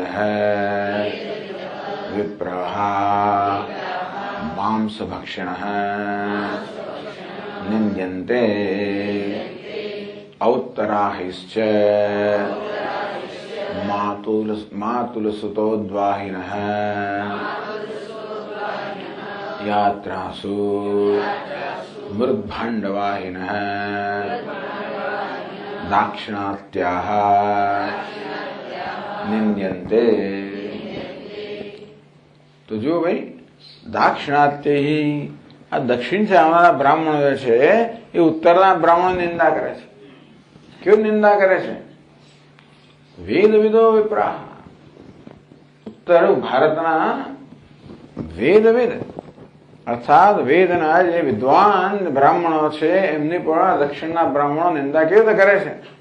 માંસ ભક્ષિણ હશે છે માનવા. જો હરકો તો બંગાળી લોકો આમે પણ બધા માંસ ખાતા હોય, બીજા લોકો ખાતા હશે, ખબર નહીં. ઉત્તરાહ, ઉત્તર એટલે બધું ઉત્તર, દક્ષિણ વાળ તો ગુજરાત બધું ઉત્તર જ થઈ ગયું. પણ ગુજરાતનું ઉત્તર ઘણું, દક્ષિણ ઘણું બધું એવું છે. પણ છે બાકી ઉત્તર પ્રદેશના બ્રાહ્મણ માંસ ખાતા એવું માનવું અઘરું છે. પણ છતાં હજી કદાચ આ બધા ભક્ત લોકો, આચાર્યોની એટલી કદાચ ઇન્ફ્લુઅન્સ, એટલો પ્રભાવ નહીં પડે હોય. મૂળ તો આ બધા અહિંસા, શાકાહારી પણ બધું ભારતમાં આવ્યું વૈષ્ણવ આચાર્યોથી. રામાનુજાચાર્ય પછીના આચાર્યો જે આવ્યા, મધ્વાચાર્ય, વલ્લભાચાર્યજી, ચૈતન્ય મહાપ્રભુ વગેરે જે આવ્યા, અને એ જે ભક્તજનો છે એમનો જે આખો પ્રભાવ થયો, એમાં મુખ્યત્વે ભગવાનની ભક્તિ, ભગવાનની પૂજા અને આ બધા આચાર વિચાર, આ પ્રકારના જે અત્યારે જોવામાં આવે છે, એ બધાનો ભાર તો ત્યારથી શરૂ થયો. એટલે વૈદિક સંસ્કૃતિમાં જે કે વસ્તુઓ એમને અયોગ્ય જણાય એ બધાનો તિરસ્કાર બાજુ મૂકી દીધી. આ આચાર્યોની મહત્તા છે. બીજા લોકોએ વૈદિક સંસ્કૃતિનો વિરોધ કર્યો, તિરસ્કાર કર્યો, નવા ધર્મની સ્થાપના કરી, જેમ ગૌતમ બુદ્ધ હોય કે મહાવીર વગેરે હોય. તો પણ આચાર્યો વૈદિક પરંપરા જ ચાલુ રાખી, વૈદિક પરંપરાનો આદર કર્યો, આ છતાં એમાં સુધારા કરાય. એ જ ખરેખર આચાર્યનું કામ છે. એટલે એમાં જે કંઈ માંસ ભક્ષણ કશું ઘૂસી ગયું હોય, જે કંઈ આમાં હિંસા, આ બધી વસ્તુઓ દરેક પરંપરા હોય કે જે બહુ લાંબી ચાલે, એમાં બધો સડો પેસી જ જવાનો. દરેક ભલે ને વૈદિક પરંપરામાં સડો પેસી જ જાય. એટલા માટે બૌદ્ધ ધર્મ આવ્યો કે બહુ સડો પેસી ગયો હતો, એટલે જૈન ધર્મ આવ્યો. એટલે પણ આ બધી જે મુવમેન્ટ, આ બધું અભિયાન જેને કહેવાય, એ જે આવ્યા, શંકરાચાર્યનો એક આવ્યો, એમનો જે ભાર હતો જ્ઞાન પર અને વર્ણાશ્રમ વ્યવસ્થા પર, વૈદિક ધર્મ પર. પછી આ બીજા આચાર્ય નાખો કે એક આવ્યો, એક મોજું આવ્યું, અને એમાં આ બધી પૌરાણિક બધી પૂજા પદ્ધતિઓ વગેરે હતા જ, મંદિરો વગેરે હતા, છતાં પણ આ બધાને વધારે વેગ મળ્યો. અને આ બધા આચારો, શું ખવાય ને શું ના ખવાય, ત્યાંથી મળે શાકાહાર એટલું નહીં, કાંદા લસણ ફલાણા આ બધી વસ્તુ, એટલે આ બધું જ આવ્યું હોય, એ બધાના ખૂબ વેગ મળે. આવું તો નથી, એવું નથી, સંસ્કૃતિમાં હતું, પણ છતાં એ વસ્તુનો થોડો એટલો આદર નહીં થતો હોય. પણ એનો એટલે એવું હશે કદાચ કે ભાઈ બ્રાહ્મણોએ માંસ ખાવા હશે કોઈ, એટલે કે જોયું પેલા દક્ષિણા હતા બધા માંસ ખાનારા છે એમ કરે, તિરસ્કાર કરે, નિંદા કરે. એક વસ્તુ આવે એટલે બધું બાકી નકામું થઈ ગયું. નિંદા કરવામાં શું છે, એક વસ્તુ પકડે એટલે બાકી બધા, એટલે પછી થ્રોઈંગ અવે baby along with bath water. ટૂંકમાં તમે બાળકને નવડાવ્યા પછી એને ટબનું પાણીની સાથે બાળકને ફેંકી તો એના જેવું થઈ ગયું.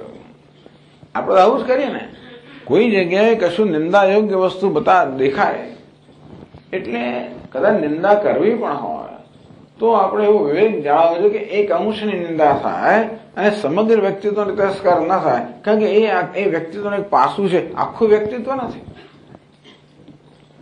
જીવનમાં આપણે બીજા કોઈ વિશે નિર્ણયો કરીએ ત્યારે હંમેશા વિવેક હોવો જોઈએ કે ભાઈ આ કેટલા અંશમાં આ દોષ છે. કેરી આટલી મોટી હોય, એક જરા ચાંદુ પણ આખી કેરી ફેંકી દેવાની હોય જ નહીં, એટલો ભાગ કાઢીને બાકીનો ઉપયોગ કરવાનો. એવું નથી કરતા લોકો, બધું જ ફેંકી દે, બધાનો તિરસ્કાર કરી નાખે. એટલે કારણ કે મેં કહ્યું પ્રમાણે આ રીતે બીજાની નિંદા કરવા દ્વારા આપણને એક વિકૃત સંતોષ મળતો હોય છે કે અમે મહાન છીએ અને પેલા કઈ જ નથી. આ પ્રકારે દક્ષિણના બ્રાહ્મણો ઉત્તરના બ્રાહ્મણોએ પેલા નિંદા કરે કે જયારે જયારે લોકો શાસ્ત્રાર્થ કે સભામાં મળતા હોય ત્યારે આ બધું અંદર આલું ચાલતું, અંડર કરંટ. બહાર શાસ્ત્રની ચર્ચા થાય, એકલા મળે ત્યારે આ બધી ચર્ચા થાય. દરેક જણ પછી પોતાનું શોધી તો કાઢે જ ને. એટલે ઉત્તરાહિશ છે, એટલે ઉત્તરના બ્રાહ્મણો પેલાની નિંદા કરે. માતર સુતોદ્વાહિના, જો મામાની દીકરીને પરણે, હજી દક્ષિણમાં આ પ્રકારની પ્રથા છે.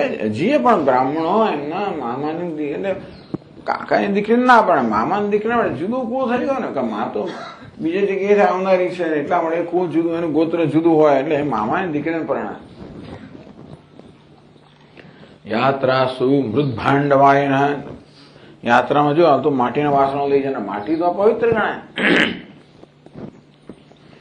એટલે સાધુઓ હોય કે વૈષ્ણવ બધા માટીમાં ન ખાય કે તો કાલ ફેંકી દેવાનું. પણ એ લોકો તો શેમાં જમે? કયા પાત્રમાં જમે? જેને શુદ્ધ કરી શકાતું હોય, અગ્નિમાં જેને શુદ્ધ કરી શકાય એવા પાત્રમાં એ લોકો જમે. એટલા જ માટે આપણે સાધુઓને હંમેશા ધાતુના પાત્રમાં વસ્તુ આપતા હોઈએ છીએ. આ કાચ બાચ બધું માટીનો જ વિકાર થયો. હવેની વાત છોડો, પણ એટલે આ તો ટ્રેડિશનલ જેને કહેવાય. એટલે પેલા માટીના પાત્રમાં જે કારણ હશે, બિચારા દક્ષિણમાં અંદર નહીં હોય એમની પાસે ધાતુની વસ્તુઓ. ખરેખર શક્ય છે કે દક્ષિણ આખું જીવન છે બહુ જ શું કહેવાય એને, બહુ ઓસ્ટિયર, એટલે બહુ સીધું સાદું, અને ત્યાં આગળ એવી કઈ સમૃદ્ધિનો પહેલેથી અભાવ હશે જ દક્ષિણમાં. એટલે તમે જો એમની જીવન રીતિ પણ બહુ એકદમ સાદી. એ નીચેનું આ પેલું વેસ્ટી પહેરેલી હોય, ઉપર પહેર્યું કે બહુ તો એકાદ વસ્ત્ર ઢાંકેલું હોય. હવામાન પણ એ વસ્તુને અલાવ કરે છે, એને પણ જે હોય તે પણ. એટલે એની થાળી જો ખાલી પેલું કેળનું પાંદડું છે ખરેખર. એમાં પડીઓ પણ ના હોય. પડીઓ તો ગુજરાતમાં હોય, ત્યાં તો એકલું જ હોય, એમાં જ ખાવાનું. એટલે એમણે ખાવાની પદ્ધતિ એ પ્રકારે વિકસાવી. એ સિવાય ખવાય જ નહીં. આપણે ભલે એની ગમે હસતા કે કેવી રીતે ખાઈ છે, પછી જો થાળી આપો તો એમાં જ ખાય, એ જુદી વાત છે. પણ પતરામાં તમારે ભાત એની અંદર રસમ ના કહેવો તો વિચાર કરો, રસમ શું થાય? સીધું વહી જ જાય. પણ એના કરતા ઝડપથી તમે ના કરો, પેલા બહાર ના જવા દેવો, તો આપણે એનાથી ઝડપી કરીએ તો જ આપણે એ વસ્તુને બચાવી શકીએ અને ખાઈ શકીએ. બધા પ્રવાહી છે ને, રસમે પ્રવાહી ને, સંભારે પ્રવાહી ને, છાશ પ્રવાહી, આમ રેડે પેલું અને પેલા વધારે ઝડપથી કરવું પડે. એટલે એ લોકો ઝડપથી જ ખાનારા. નહીં તો તમે આવી રીતે પેલા કેળનું પાન તો પતરાળા કરતા પણ બહુ લીસું હોય એટલે એમાં તો જલ્દી વહી જાય પાછું. પતરાળું હોય ને તો કંઈક તમે થોડુંક રહે, અને આપણું પતરાળું મોટું પણ હોય પાછું. હવે આપણે હસીએ, મશ્કરી કરીએ કે આ કેવા ગમાર જંગલી રીત છે. આપણે એવું લાગે એવું નથી. પણ તમે એ સિવાય બીજે તો ખાઈ જુઓ એ પતરા તો ખબર પડશે એ જ છે કેળાના પાંદડામાં કે કેવી રીતે થાય. સરસ. પછી એવું નહીં, એટલે પાયસમ પણ એમાં જ, પછી ખીર પણ એમાં જ હોય. હવે એટલે પેલું બરાબર સાફ હોય તો જ ખીર ખવાય, નહીં તો પછી અંદર રહી ગયો તો ખીર ખવાય કેવી રીતે? એટલે સાફ જ થવું જોઈએ બરાબર. ટૂંકમાં જે પ્રકારની જરૂરિયાતો હોય છે એ પ્રકારની રીત રસમો અને બધા આચારો જન્મતા હોય છે. આ બધી વસ્તુની આપણે સહાનુભૂતિ ના હોય. આપણે માત્ર આપણા કદાચ જુદું હોય એટલે એને હસીને તિરસ્કારી એ પ્રકારની આપણી વાસના કરી હોય તો આપણે તિરસ્કાર કરવાના જ છીએ. અંતેથી આવી રીતે બીજાને સહાનુભૂતિપૂર્વક સમજવાની આપણામાં એક જો તૈયારી હોય, સિમ્પથેટિક અન્ડરસ્ટેન્ડિંગ, કે આવું કેમ છે, આની પાછળ કારણ શું છે? કારણ છે માત્ર જંગલી જ છે, ગમાર જ છે એટલા માટે, કે પછી બીજું કારણ છે? આવી ભાષા બોલે એની પાછળ કઈ કારણ છે? આપણા જ બાળકો અમેરિકામાં ઉછેરતા હોય, આપણા જ બાળકો, અને અહીંયા મા બાપ એમને રજાઓની અંદર ભારતમાં મોકલે, જેથી અહીંયા રહે, બધાના પરીક્ષામાં આવે, સરસ થતું હોય છે. એ પછી ગુજરાતી આવે એટલે અઠવાડિયું 15 દાડા ગુજરાતીમાં બોલે, બાકી તો કશું અક્ષર ના બોલે. પણ અહીંયા આવ્યા હોય એટલે અહીંની ગુજરાતીના સંસ્કાર પડે. તો ગુજરાતી ક્યાં શીખવા હોય? પેલી નોકરાણી પાસે ગુજરાતી શીખ્યા કે એની સાથે એનો પરિચય. બીજા બધા તો એટલે વ્યસ્ત હોય, તો પેલી એને બરોબર સાચવતી હોય, લઈ જતી હોય, એટલે એ જે ભાષા બોલે એ જ પેલો બોલે, એવી આવે ને ત્યાં બોલે. એટલે એ કેવું બહુ ગમાર આપણને લાગે, શબ્દો જાત જાતના બોલે. એ બાળક શું કરે? એવું જેને એને જ્યાંથી શીખવાનું તે શીખે. બે ધોલાને મારો પણ અથવા તમે એની ટીકા કરો એ યોગ્ય એટલામાં નથી કે આપણે જાણવું જોઈએ કે આવું કેમ છે. કોઈની કશી ટીકા નિંદા કરતા પહેલા એની આખી ભૂમિકા જાણવી જોઈએ. આ વ્યક્તિ આ પ્રકારની છે, એનું કારણ શું છે? એ પોતેનું કારણ છે કે સંજોગો કારણ છે કે શું? એનું ઉછેરનું કારણ છે, સંજોગો કારણ છે, એમનો સંસ્કાર કારણ છે, એમની કુળ પરંપરા કારણભૂત છે, શું કારણભૂત છે?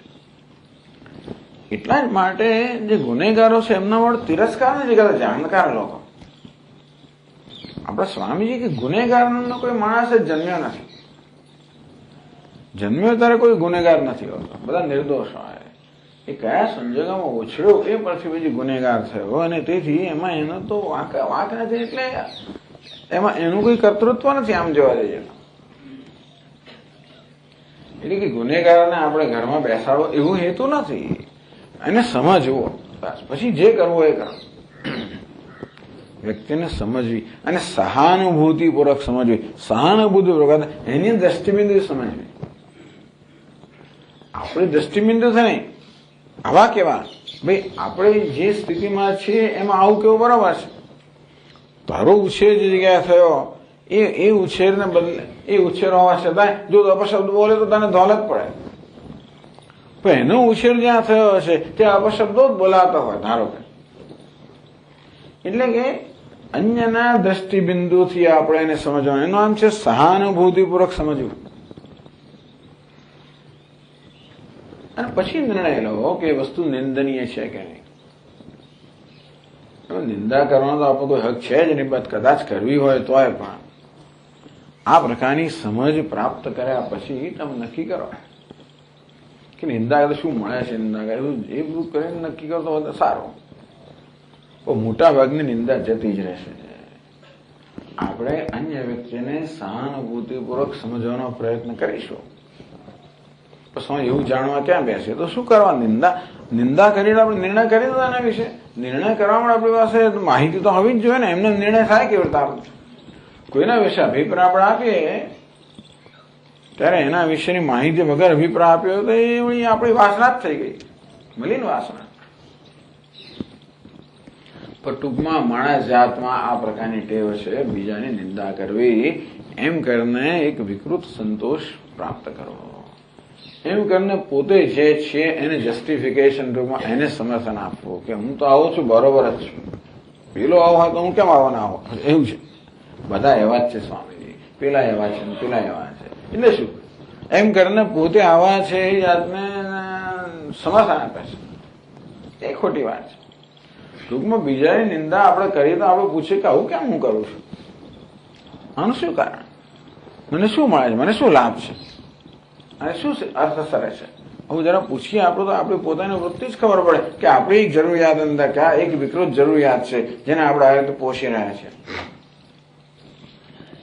ચાલો જે હોય તો આ તો ખાલી આ એક મલિન વાસના, પણ આ મલિન વાસના છે અને બધામાં ઓછે વત્તે ઓછો મારા ભાઈ ચર્ચા થઈ રહી છે કે આપણે આ મલિન વાસના સમજીએ ત્યારે જ દૂર થાય ને. પછી ઘણી વાર આપણને આપણે તો બરોબર જ છે એટલે આપણે તો કોરાનું કોરા આ બધે ચર્ચા છતાં આપણને આ વસ્તુ આપણામાં ન દેખાતી હોય કે એનો ઉપયોગ આપણે ન જણાતો હોય તો આ બધી ચર્ચાનો ઉપયોગ થતો જ નથી. તો આ ચર્ચા આપણે સ્પર્શતી નથી.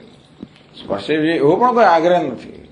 આપણે એની જરૂરિયાત વાળી એવો પણ આગ્રહ છે જ નહીં. પણ છતાં ચર્ચાનો હેતુ એ છે કે આપણે પણ નજર કરીને જોઈએ કે આમાં કોઈક અંશ આપણામાં છે જે સુધારો માંગી લેવા હોય. આગળ ગાય છે બખરુચાહ આશ્વલાયન શાખામ કાण्व શાખાયાઃ પ્રશસ્તાં મન્યન્તે વાજસ્નેયિનસ્તુ વૈપરીત્યેન. આ વૈદિક બ્રાહ્મણની વાત કરો છે, આપણા જેવાની વાત નથી. આ વૈદિક બ્રાહ્મણની વાત છે. બહુચાર સાધ ઋગ્વેદી બ્રાહ્મણ બધા વિદ્વાન છે. આશ્વલાયન ઋગ્વેદની શાખા છે. આશ્વલાયન શાખા, કાण्વ શાખા એ યજુર્વેદની શાખા છે. એ કાण्વ ઋષિએ પ્રવૃત્ત કરેલી શાખા પેલા આશ્વલાયન ઋષિ, પણ એ ત્યાંના હશે, એના અહીંના હશે, ગમે તે હોય કે એક પ્રદેશના હશે, બીજા પ્રદેશના હશે. જે ઋષિ જે પ્રદેશમાં હશે એ પ્રદેશમાં તે શાખાનો પ્રચાર થયો હોય. જે પ્રદેશમાં આપણે ઉછળીએ એ શાખા લઈને આપણે ઉછળીએ. તેથી ઋગ્વેદી બ્રાહ્મણો જે આશ્વલાયન શાખાનો પાઠ કરતા હોય એને કહે કે કાण्વ શાખા, આશ્વલાયન શાખા જ કહેવાય. કાण्વ શાખા તો એક શાખા કહેવાતી હશે. કાण्વ શાખા પ્રશસ્તા મન્યન્તે. આ વેદ એક શાખાને બીજી શાખા કરતા ઉત્તમ માને છે. વાજસ્નેયિનસ્તુ. વાજસ્નેયી એટલે કે ઋગ્વેદી લોકો, અરે યજુર્વેદમાં બે શાખા છે પાછી, કાण्વ શાખા અને માધ્યંતની શાખા. એમાં દક્ષિણમાં કાण्વ શાખા પ્રચલિત છે, ઉત્તરમાં માધ્યંતની. એટલે પછી કાण्વ માધ્યંતની કરતા પોતાને ચડિયાતા માને, પેલા કરતા ચડિયાતા માને. પેલાના એટલે દક્ષિણના જે બ્રાહ્મણો હોય ઉત્તરના બ્રાહ્મણનો વેદોચ્ચારણની મશ્કરી કર્યા કેવું બોલે છે કે આ માધ્યંતની શાખા પ્રમાણે ઉચ્ચારણ થતું હોય, એ ઉચ્ચારણ જુદા પ્રકારનું હોય. અને પેલું ક્યાં તો તૈત્રીય શાખા પ્રમાણે ઉચ્ચારણ થતું હોય યજુર્વેદની, અથવા તો કાण्વ શાખા પ્રમાણે ઉચ્ચારણ થતું. એ જુદી છે. ભલે એ શુક્લ યજુર્વેદ છે. આમ કૃષ્ણ યજુર્વેદ ને શુક્લ યજુર્વેદ એ તો ભેદ ખરા જ. દક્ષિણમાં કૃષ્ણ યજુર્વેદ પ્રચલિત છે, ઉત્તરમાં શુક્લ યજુર્વેદ. પણ દક્ષિણમાં પણ શુક્લ યજુર્વેદી બ્રાહ્મણો છે, એ કાण्વ શાખાનું અનુસરણ કરનારા છે, એ માધ્યંતની શાખાનું. એટલે એમની ઉચ્ચારણ પદ્ધતિમાં ફેર તો હોવાનો છે. સહજ શિર ખા, જેનો ખ બોલે છે, અરે એક ટ્રેડિશન છે. આ જો ને મસંગ શસ્ત્રને બોલે, ભલે એ પણ ટૂંકમાં આ પ્રકારના ઉચ્ચારણની પ્રથા છે. સાચી ખોટી જે પ્રથા છે, હવે એને તમે ખોટી કહો તો ખોટી કહો. તમે એક પ્રકારની પ્રથાથી ઉચ્ચારણ કરો છો માટે બીજા પ્રકારની પ્રથા ખોટી જ છે. એટલે બીજા બધા મશ્કરીને જ પાત્ર છે. This is arrogance. આ ઘમંડથી વધારે કઈ જ નથી. પણ આવો ઘમંડ ન ધરાવ્યો તો માણસમાં બીજું હોતું નથી. આ ઘમંડથી માણસ ટકતો હોય છે, પેલો ફુગ્ગાને ફુલાવેલો હોય એટલા માટે. અંતેથી ઘમંડને ટકાવી રાખવાનો વધારે હવા અંદર ભરીએ આપણે છે નથી તો બીજાની હવા કાઢીએ, ગમે તે કરીએ. જે હોય તો ચાલો એને માટે હું વળી પાછો ઘમંડ કરવા નથી માંગતો. પણ આ તો આ બધી વૃત્તિઓ આપણામાં હોય છે એની ચર્ચા છે. કોઈકને દ્રષ્ટાંત તરીકે લઈને આપણે એમ ના કે પેલા જ આવા છે. આ બીજાની પાસે નિંદા કરવા માટે આપણે નથી કહેતા, પણ આવું તો આપણે જોઈએ છે ચારે બાજુ પ્રવર્તમાન, આપણામાં જોઈએ છે કેટલી બધી શેલોનેસ. ટૂંકમાં આ માણસ છીછરાપણું કેટલું છે. બીજાનો તુચ્છ ગણવા, બીજાને તિરસ્કારવા, બીજાને નિંદા કરવી, આમ ઉતારી પાડવા, આ બધું છીછરાપણું છે. અને પછી આપણે જેને આદરણીય ગણતા એવી વ્યક્તિમાં જોવા મળે તો આ બધી વસ્તુ એટલે આપણામાં ના આવે. કારણ કે આપણને આદરણીય ગણનાર લોકો છે બીજા, અને એ ગણે કે ના ગણે આપણે તો આપણો આદર કરવો જ જોઈએ. આપણામાં છીછરાપણ આપણે ન જ ચલાવેલો જોઈએ. તો આ રીતે વૈદિક બ્રાહ્મણો પણ કેવી એકબીજાની નિંદા કરતા હોય છે. મારે તમારે તો શું વાત કરવી એમ ગ્રંથકાર કહે છે. છેલ્લે કહે છે એવમ સ્વસ્વકુલ ગોત્ર બંધુવર્ગ ઇષ્ટદેવતાદિ પ્રશંસા પરકીય નિંદા ચ આ વિદ્વદ અંગના ગોપાલમ સર્વત્ર પ્રસિદ્ધા. એવમ આ તો થોડા દ્રષ્ટાંત આપ્યા, પણ આ તો બધી જગ્યાએ પ્રવર્તમાન છે. દરેક પોતાની વિશેષતા હોય એમાં અભિનિવેશ, અને બીજાની વિશેષતા હોય એના વિશે એક તુચ્છકારની લાગણી. એટલે એક જ પ્રદેશમાં આ સૌરાષ્ટ્રની ભાષા ને પછી ગુજરાતની ભાષા ને પછી ઉત્તર ગુજરાતની ભાષા ને પેલા દક્ષિણ ગુજરાતની, એમાં જાત જાતની ઠઠ્ઠા મશ્કરી ચાલતી હોય. ચાલો હવે મશ્કરી કરવી ને થોડું હસવું એ જુદી વાત છે. એવું પણ નથી કહેતા કે આપણા જીવનમાં કોઈ પ્રકારની હળવાશ ના હોય. કોઈ હળવાશની પાછળ બીજાને ઉતારી પડવાની વૃત્તિ ના હોય તો વાંધો નથી.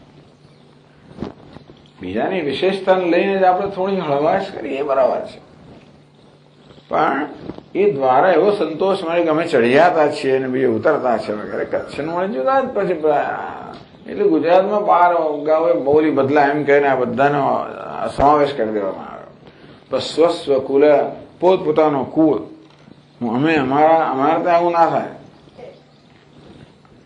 અમે એવું ના કરીએ, અમે એવું નથી શીખ્યા, અમે તો આમ શીખ્યા છીએ, અમે તો આમ કરીએ. પોતાનું કુળ, ગોત્ર, અમે ફલાણા ગોત્રના છે, તમે કયા ગોત્રના છો, એમાં ગોત્રમાં ચડિયાતા ઉતરતા પણ.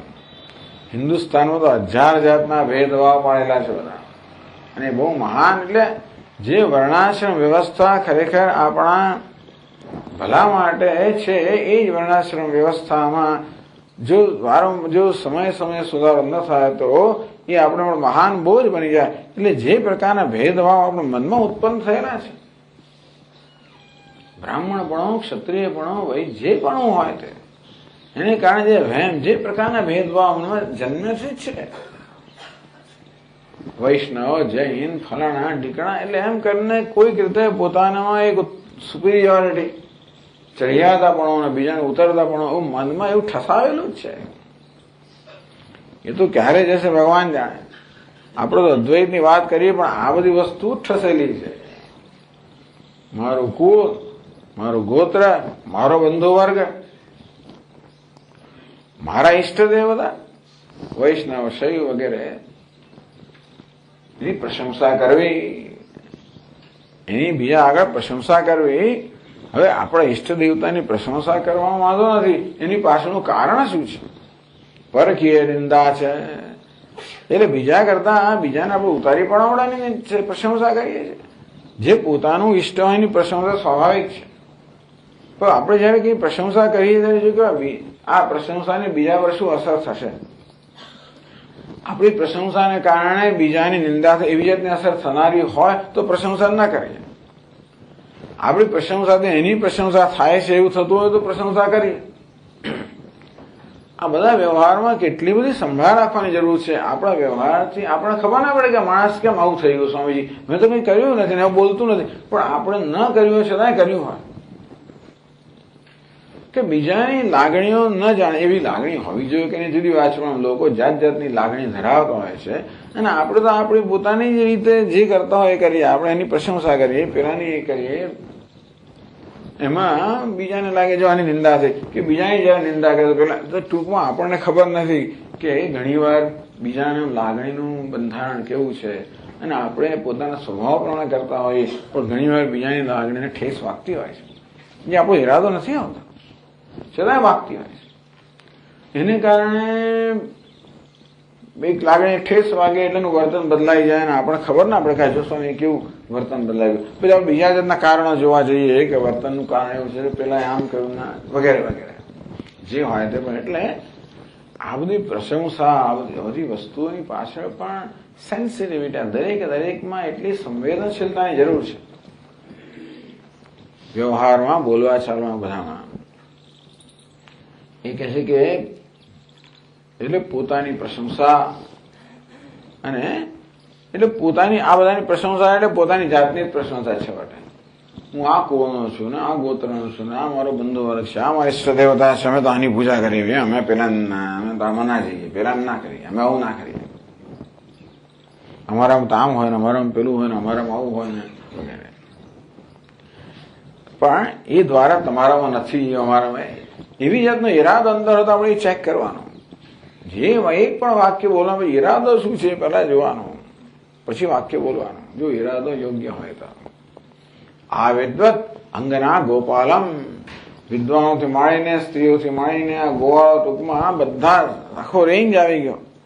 બધા માણસ જાતમાં હંમેશા પોતાની પ્રશંસા અને બીજાની નિંદા કરવાની આ વૃત્તિ રહેલી જ છે. સર્વત્ર પ્રસિદ્ધા. કહેવાનો અર્થ એ છે કે તેથી તમારી કોઈ નિંદા નહીં કરે એ અશક્ય વસ્તુ છે. તેથી કોઈ મારી નિંદા ન કરે અને બધા મારી પ્રશંસા કરે એવું કેમ ના બને? કારણ કે બીજાની નિંદા કરવી એ પર તો માણસ જાત જીવતી હોય છે. માણસમાં જે પ્રકારનો વિકૃત સંતોષ જોઈતો હોય છે બીજાની નિંદા દ્વારા મળતો હોય છે. એટલે હંમેશા માણસ બીજાની નિંદા કરવામાં તક જોતો હોય. એટલે એકાદ તમે આપ્યું એટલે પૂરતું છે. તમે જરાક અસાવધાન રહ્યા, તમે બધાની પ્રશંસા માટે બધો પ્રયત્ન કરતો હોય, જરાક અસાવધાન રહ્યા એટલે નિંદા કરવાની તક મળી, એ તો લોકો પકડી જ લેવાના. અને તેથી આ પ્રકારની આપણો અભિનિવેશ કે કોઈ મારી નિંદા ના કરે, બધા મારી પ્રશંસા જ કરે, કહે છે કે તસ્યાસ સંપાદન અશક્યત્વાત. આ પ્રકારની જરૂરિયાત છે એ સંપાદન અશક્ય છે. માટે તસ્યા મલિનત્વ, આ પ્રકારની જે વાસના છે લોક વાસના કહેવાય એ મલિન વાસના છે. ચાલો જી આપણે આગળ ચર્ચા કરશું. ઓમ પૂર્ણમદ પૂર્ણમિદમ પૂર્ણાત પૂર્ણમુદચ્યતે પૂર્ણસ્ય પૂર્ણમાદાય પૂર્ણમેવાવશિષ્યતે. ઓમ શાંતિ શાંતિ શાંતિ. શંકરં શંકરાચાર્યં કેશવં બાદરાયણં સૂત્રભાષ્યકૃતો વંદે ભગવન્તો પુનઃ પુનઃ. ઈશ્વરો ગુરુરાત્મેતિ મૂર્તિભેદ વિભાગિને વ્યોમવદ્વ્યાપ્તદેહાય દક્ષિણામૂર્તયે નમઃ. ઓમ શાંતિ શાંતિ શાંતિ. હરિ ઓમ. શ્રી ગુરુભ્યો નમઃ. હરિ ઓમ.